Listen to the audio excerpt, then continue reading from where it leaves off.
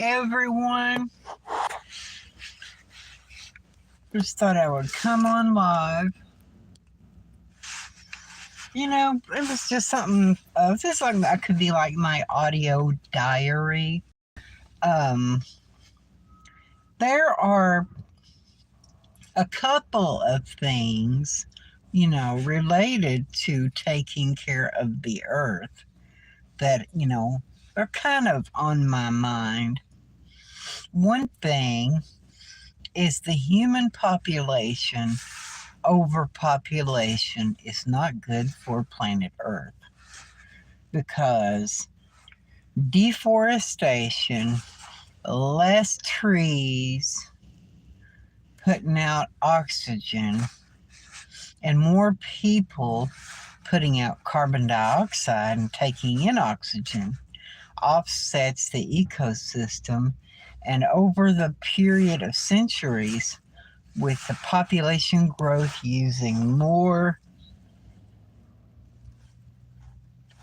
oxygen and cutting down all the trees, it's going to lead to less oxygen in the air. We're going to run out of oxygen if we have more people and less trees. So that's not good for the environment. Greenhouse gases, cutting down trees. The more overpopulation we have, the more houses we're going to have for people to live in. That means cutting down more trees for people to have houses to live in. Hey, Tasha, good to see you. I hope your court date went okay. Yeah. Well, I'm not a communist, and I don't agree with communism, but China's one-child law did help the environment. It has helped the problem in China.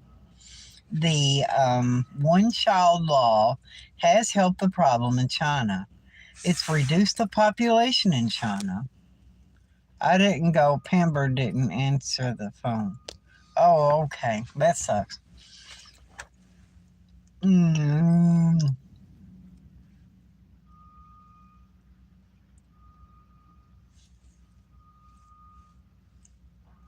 But anyway.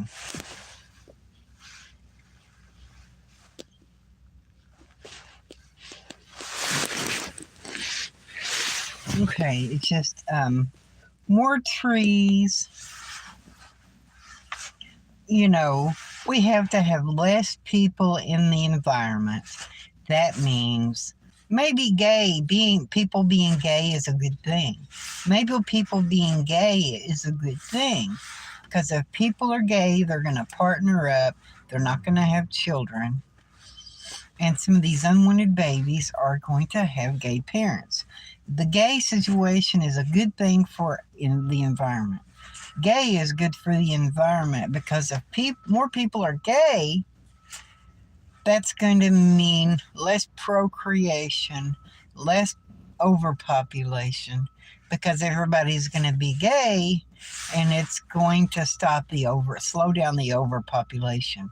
If more people switch to the gay way, it's going to be less overpopulation. It's not good to procreate and kill the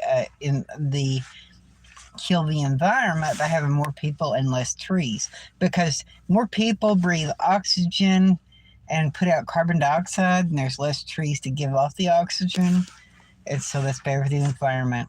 Good, Hainer, good to see you. That's the point of that. If more people are gay for the environment, or celibate straight people, of course, young straight people, they're going to have sex, and they're going to procreate if they have sex. That's just nature.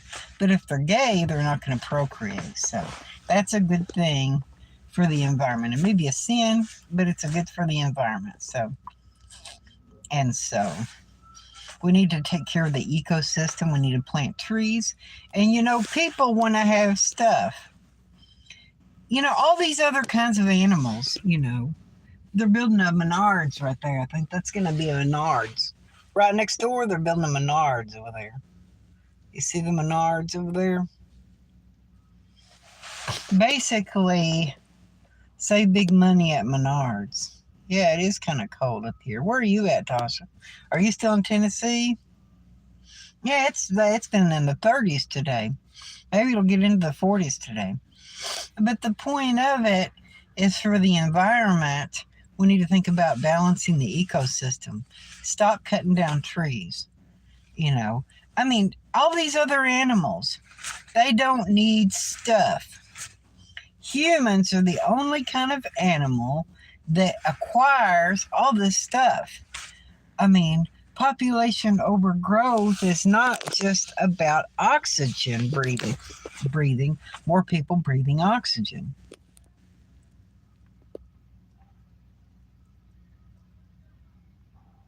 Yeah, that would be good, Tasha. They need to do that. Housing for homeless people, that's what we need. Tiny home communities, anything. So, anyway, the fact is, um, one person, you think of cutting down all the trees for one person to have a home.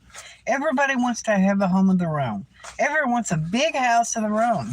But if families can live together, let's move into Menards. Hey, that's a good thing. Build a bunch of tents in there. We can have a big tent city in the Menards there. Put a bunch of tents in the store. That'd be funny. Or even have a bunch of RVs parked in the store. That's a good one. But we could think about, how much wood does it take for every human to, consumerism is not good for the environment. The manufacturing industries need to slow down a little bit. And instead of manufacturing more cars, we need to build aftermarket support. Building less new cars, repairing the old cars, and aftermarket support for cars for more years, aftermarket parts to keep old cars running and looking good. Instead of building a new house, maybe we need an old house that can be repaired. Build up on the remodeling industry instead of on the construction industry. Build new cars, but keep more old cars on the road so we won't have to build as many new cars as we had. But the Chevrolet, all the manufacturers to build cars and sell them, but the stuff, the owning of stuff, Yeah, but anyway, new stuff, building new cars. We need new cars. We need our new car manufacturers to stay in business. We need our American automakers to stay in business. Chevrolet, Ford. We need another company to be a big three because Stellantis is taking over Chrysler. And Chrysler Corporation is not what it was when I was a little kid. Did the Buc-ee's? Yeah, the Buc-ee's, Uncle Teddy. The Buc-ee's has been open for a while now. The Buc-ee's has. Yeah, it's doing pretty good. That Buc-ee's is always crowded, always busy in there. But what I'm saying, every person has to have all this stuff, just one person. That's not good for the environment for one person to have all this stuff manufactured just for one person to own it. One person can own stuff, but we don't always need new stuff. We need to cut down the consumerization for the good of the ecosystem and the environment. And people can manufacture less manufacturing, a slow decline on manufacturing, and people holding on to old stuff. Repairing stuff is good for the environment. Collecting old stuff is good for the ecosystem and the environment too. Having old stuff and using old stuff is good for the environment. Manufacturing less and manufacturing more repair parts to keep old stuff going. If we use old stuff and decrease the manufacturing of new products and increase the manufacturing of repair aftermarket support and repair parts. If you have an old refrigerator, yeah, I did. I haven't done a review on the food there at Uncle Teddy, at Bucky's at Uncle Teddy. I haven't done that. I did a tour of the Bucky's. You can go back to my old videos and see the review of the walkthrough, the tour, the walkthrough of the Bucky's there on my channel. Look for my old videos. Type in Bucky's on my channel. So, but I'll try to. Dodge is the darling of takeover culture. Yeah, I agree. Taking over, But, I wish the American government, the U.S. government, would have bought Chrysler Corporation. I wish the United States government would have bought Chrysler Corporation because it was an American icon. It's part of America. Chrysler was a part of American history. And now that it's not owned at home, it's not owned by the United States, it's owned by a foreign company, it's just like a slap in the face to the big three Detroit automakers. I wish it would have been. Chrysler could have been bought by the United States government, and they could have taken Chrysler. The United States government could have taken Chrysler, bought Chrysler, and used Chrysler. The United States government could have bought Chrysler and used Chrysler to build new military Jeeps, new Humvees, new military Jeeps, new military equipment, and military vehicles, and commission Chrysler to build all these new military vehicles, and for Chrysler to be the designated company to build military vehicles. And if Chrysler wasn't selling cars very well, they could have built military vehicles for the government, so that they can stay in business, the Chrysler Corporation. We're talking about the old Chrysler Corporation, Lee Iacocca, the 318 V8 engine, 360 Magnum engine. We're talking about the old Chrysler Corporation. We're talking about the old Chrysler Corporation, We're not talking about Stellantis. We're talking about the old Chrysler Corporation. And bought the Chrysler Corporation, the United States government, to keep it in business and weaned them back onto self-ownership. That's the best kind of bailout, But the point of it is that, owning old stuff is good. Keeping old stuff, manufacturing parts, and keeping old stuff going is good for the environment, more than manufacturing new stuff. The throwaway culture is a bad thing, throwaway consumerism, and being cool and staying cool and having to and they call it planned obsolescence. Planned obsolescence when stuff becomes obsolete. They plan for everything obsolete. 318 360 are great. 4E was designed by a acoustic toddler. Oh yeah, 46RE. That must be a new engine, I guess. Yeah, I had a couple of cars with Tasha with 318s in them. When I was, 19, 20 years old, I had a couple of cars with 318s, I had a 79 Chrysler LeBaron 2-door with a 318, and I had a 79 Dodge Aspen 2-door with a 318, and it had the louvers over the side windows. Like the Roadrunner, like the 79 Roadrunner. That's what the Aspen I had looked like. It looked like the 79 Roadrunner. White, 318 V8, bucket seats. That's what I had for a while. Hey, Colonel. Where's Colonel at? Hey, Colonel. Good to see you there, Colonel. Yeah. So anyway, yeah.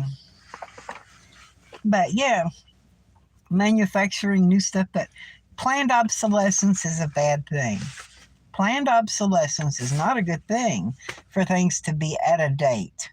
And things have already been manufactured.